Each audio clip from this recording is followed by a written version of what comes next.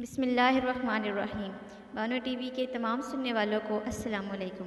Video शुरू करने से पहले दोस्तों आप लोगों से गुजारिश है कि अगर आपने मेरा चैनल सब्सक्राइब नहीं किया तो इसे जल्दी से सब्सक्राइब कर दें ताकि आने वाली अपडेट आपको मिलती रहे। तो चलिए कहानी शुरू करते हैं। अप्पू आज चिकन छोले और तिलों वाला कुलचा खाने को जी चाह रहा है। अब्बा जी ने सालों बाद फरमाइश की थी। अब्बा जी मुझे प्यार से अप्पू कहते हैं। मेरी खुशी की इंतहा न रही। फजर की नमाज़ अदा की, जोगर मैंने मॉर्निंग वॉक के बाद चिकन चने वाले के अड्डे पर जा दमका।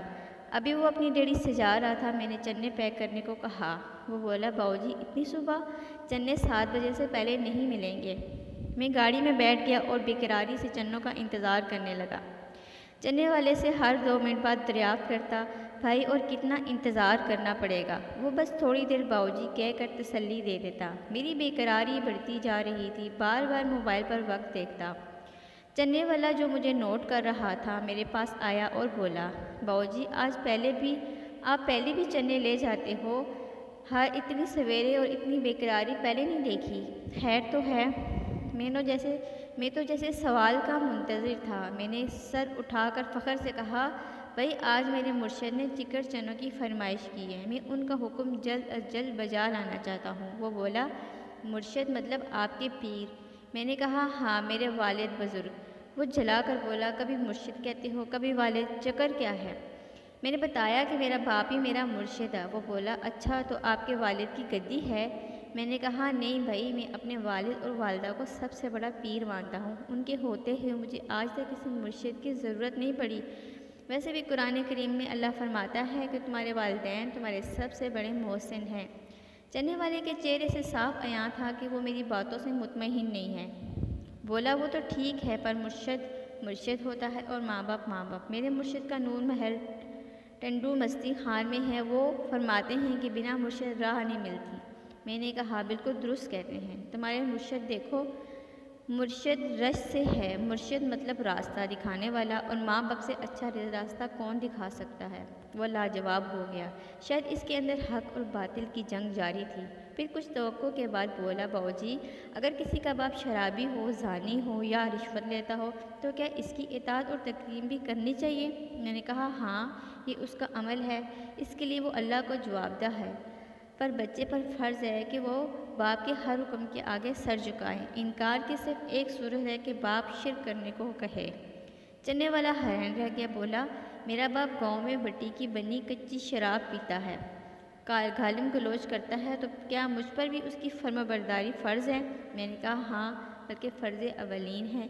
कुछ देर खामोश रहने के बाद, बाऊजी आप अपने मुर्शिद के लिए चने ले जाने को इतने बेकरार क्यों हो?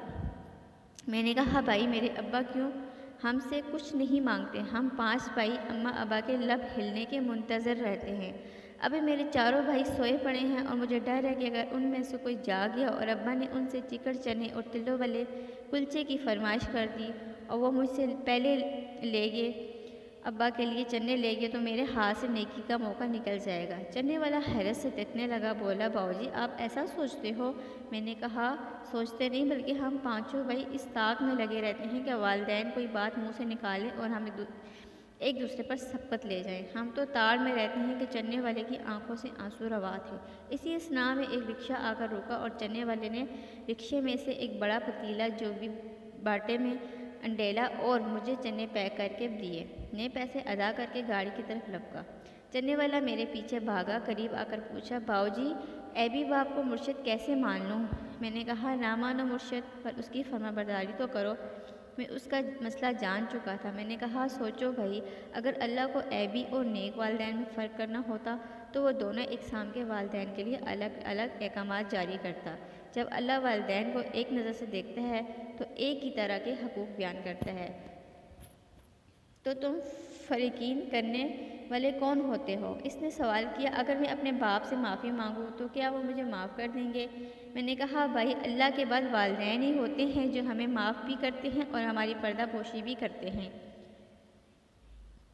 तुम्हें ज़िंदा पीर मुयस्सर है, जाओ जाकर अपनी आक़िबत संवारो, इससे पहले कि वक्त हाथ से निकल जाए।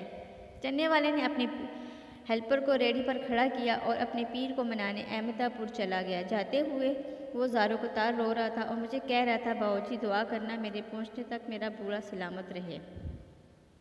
मैं वहाँ से निकला और रास्ते में एक तंदूर से मुर्शिद के हुक्म के मुताबिक 2 तिलों वाले सूख कुलचे लगवाए और तेज़ी से गाड़ी भगाता हुआ घर पहुँचा। मेरी बीवी ने जल्दी से अब्बा को इंसुलिन लगाई और चिकड़ चन्नों के साथ कुलचे दिए। अब्बा मज़े से चने खा रहे थे और हर लुक़मे पर दुआ दे रहे थे, अप्पू अल्लाह तेरी मुश्क बरी रखे।